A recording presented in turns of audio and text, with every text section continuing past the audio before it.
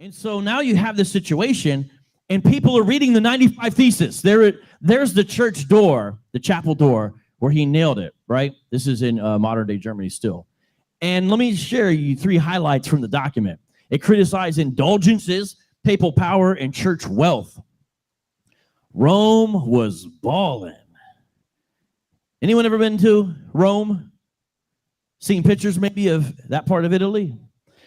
Pretty ornate, elaborate. Well, you know, a lot of that was funded off of dishonest claims in the backs of peasants in the Middle Ages. Straight up. Indulgences. What is an indulgence? It's like this. There's different versions of these things, but one version is basically that you pay a certain amount basically to have your sins forgiven. That's the short version. There's other versions where you have this thing where, and they would give you a document for it, where Roman Catholicism teaches there's a place called purgatory. The scripture teaches there's a place called heaven and a place called hell. One is a place for those who are in Christ, and one is for those who are not in Christ. One is a place where God is present in a glorious way. The other place, hell, is where God is judging sin. Not a fun place. It's not a party. You're not going to be having fun, right? Well, Roman Catholicism says also there's purgatory. That's where you go before you get to go to heaven to have your sins purged for a number of years, and it's very unpleasant, but it's a pit stop on the way to hell. So purgatory is like not as bad as hell. It's like junior varsity hell, but you have to go there before you get to heaven because everyone has sin they need to purge out, according to Rome. Well, you could buy these papal indulgences, and basically it would take some of the time off of your sentence or for someone that you loved. And if you're saying that's messed up, guess what? Rome still basically has this idea. They've modified it, they've toned it down, but this basic idea is still something that is taught according to Roman Catholicism. Try to find it in the scriptures, it's not there. But you see why it could be beneficial. Don't you want to help Uncle Giuseppe shave 20 years off his sentence in purgatory? Listen, you can hear him screaming now. Why aren't you helping me, nephew? I know you have 25 cents in your pocket. That's all it'll take to ease my suffering. Right now, a special 2-for-1. You can also help Aunt Marjorie. You think I'm joking, but I'm not. I'm gonna talk more about this. This is legit, real what was going on. And people started to get fed up of this, but they didn't know why it was wrong exactly because they were told it was in the Bible, and most people couldn't read the Bible back then. Do you see the conundrum? This place is called St. Peter's Basilica. And this guy on the right is Pope Leo X. He was the guy in charge when Martin Luther was running around quoting the Bible. This place started getting built primarily during Pope Leo X's reign, but the church needed more money. So Pope Leo said, I know how we'll get this place built. We will really push indulgences more than ever, and we'll give people discounts on them. We'll be more aggressive than usual in our sales. And we're going to send out some of our best guys to do this.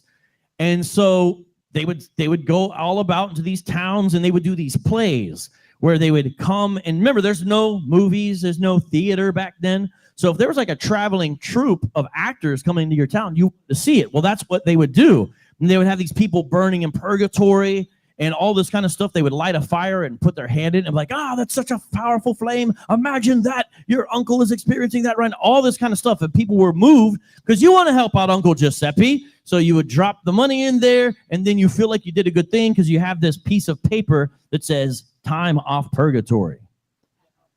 Now, the best guy in the business was John Tetzel. John Tetzel could sell water to a drowning man. And he's going all out everywhere. And he's even got some bars. His bars said this. As you remember It's a Wonderful Life? Every time a bell rings, an angel gets its wings. Some of the kids are like, I don't know what you're talking about. Well, he had one of his own like that. And it went like this. As soon as the coin in the coffer rings, the soul from purgatory springs. And no, it wasn't in English, but it actually rhymes in English when it's translated. What's the coffer? That's like the place where you put the money. he was saying like, you're getting people get out of jail cards, like a Monopoly, right? And people would buy this stuff up. But Martin Luther saw how it was affecting the poor people, and he got tired of it. And he saw it wasn't biblical. So he said, let's debate it. And that is why he nailed the 95 Theses to the door. All that led to that moment. Romans 8:28. And we know that for those who love God, all things work together for good, for those who called according to his purpose. God is in control of history, but he is also in control of salvation. Salvation means to be saved. Salvation means to be rescued. Salvation means to be delivered. God's in charge of that. So let's talk about that because that relates. Is it okay if I do a little bit of Latin here? Can you say with me, sola fide? Sola fide. Anybody know what sola fide means? Faith. Faith only. Faith alone. Woo! A bunch of Latin scholars in here. Sola fide means faith alone. Faith alone. Now, what is that about? When you think faith, think the word trust. Trust. Don't think like what they'll try to tell you. Oh, faith means you believe stuff even though you know it's not true. That's not what faith is. Your mom, when she was younger, if she was, kind of decent, she said, I'm going to feed you at 3 o'clock. She would feed you at 3 o'clock. You had trust that she would do it. If she never did it, you didn't believe her, right? Because you didn't have good reason to have faith in her saying that. But if she did, it wasn't blind faith because you're like, my mom has fed me 500 times before this at 3 o'clock. That's what trust in God is. It's not against evidence. It's in light of evidence. So when you have faith, it's not a blind faith. It's a trust that's based upon a previous understanding and relationship and follow through of promises. That's what biblical faith is. I hope you understand that. Some people just think it's like, well, I hope God is, it's based upon facts and reality, but it's a trust because sometimes you don't see the promise yet. So here we go. Sola fide, faith alone. This relates to our salvation. Please turn to our next passage, Ephesians. Ephesians chapter 2. Someone say Ephesians. Yes. Ephesians is after Romans. Towards the end of your Bible, it's smaller than Romans, so don't miss it.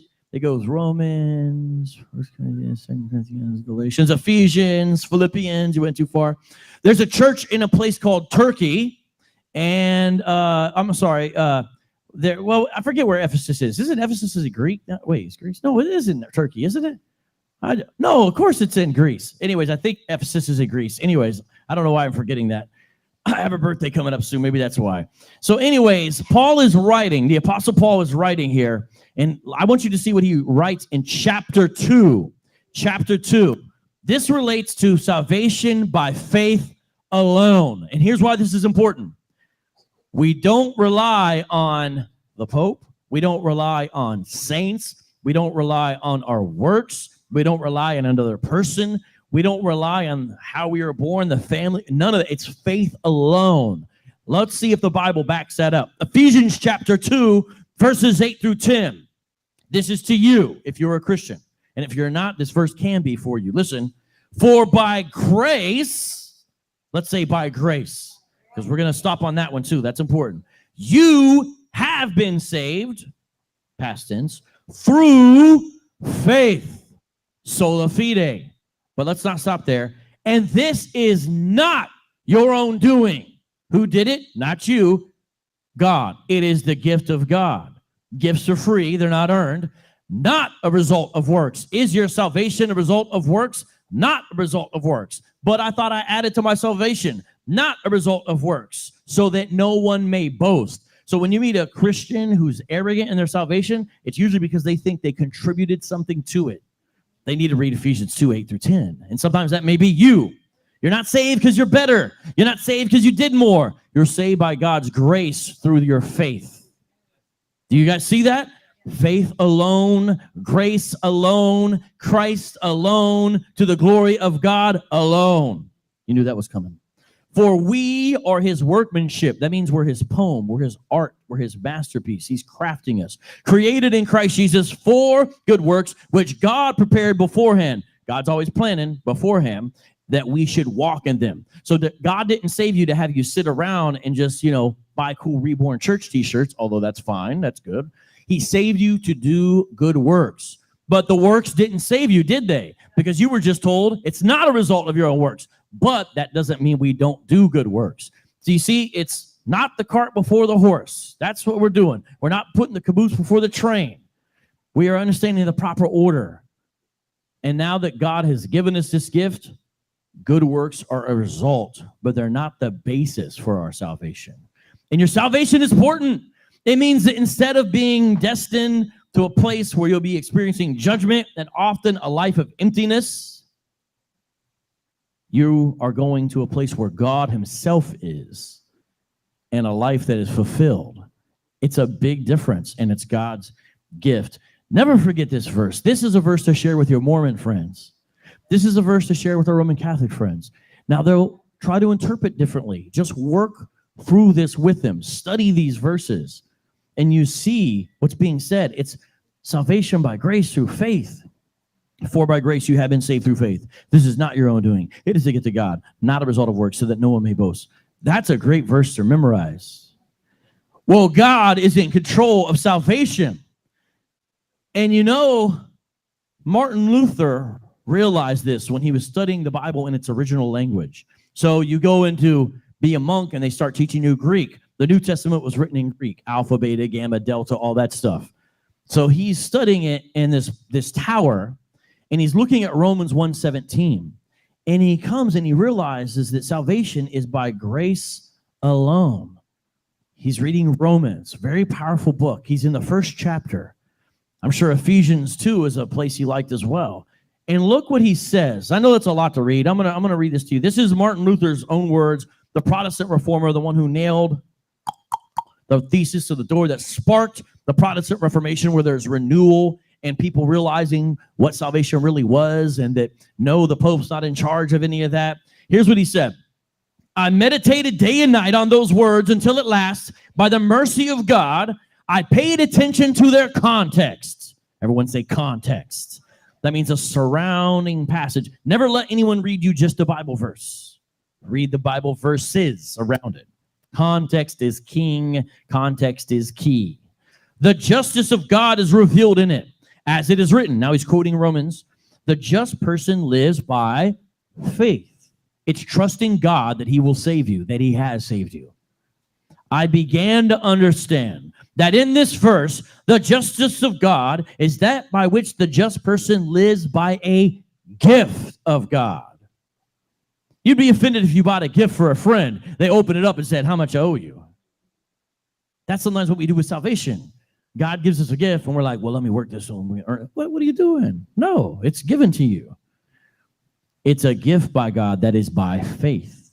I began to understand that this verse means that the justice of God is revealed through the gospel. That's the good news. But it is a passive justice, i.e., that by which the merciful God justifies us by faith. Again, justify means he makes us right, puts us in right standing. This is different than just saying we don't find you guilty or we can't find you guilty. That's not actually saying, and you are also a righteous person. Do you see? This is different than just saying, not guilty. This is something bigger than that.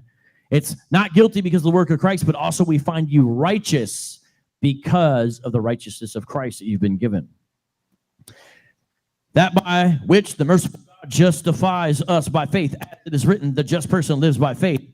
All at once I felt that I had been born again and entered into paradise itself through open gates. This was a powerful tower experience.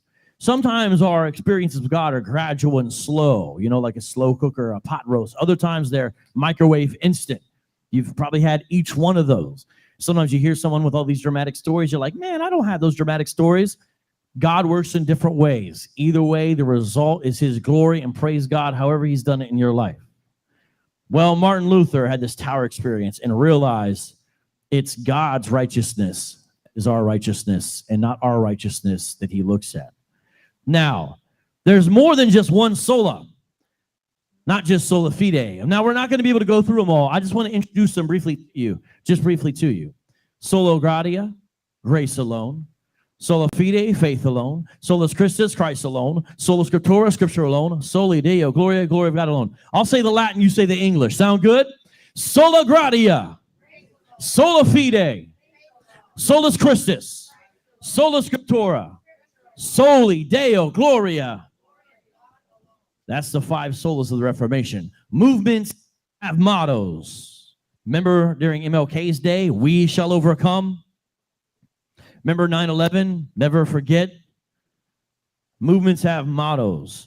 These are like the mottos, the rallying cry, the chant of the Reformation. G.I. Joe used to say, yo, Joe. Cobra said, Cobra. We say the 5 solas. So God is in control of salvation. That's important. If we remember that, it will humble us because we realize it wasn't me. If we realize that, we won't be ashamed to share the gospel because we realize it's not me. God will do the work. You just share the gospel. You don't have to trick people. We don't have to turn on the lights and turn on the small fog machine and tell you that you've got 5 seconds left. You may, but we don't have to do that because it's the Holy Spirit working on the person. He's the one in charge of salvation, not us. Our job is to share. God does his job, which is the one who saves people, not us.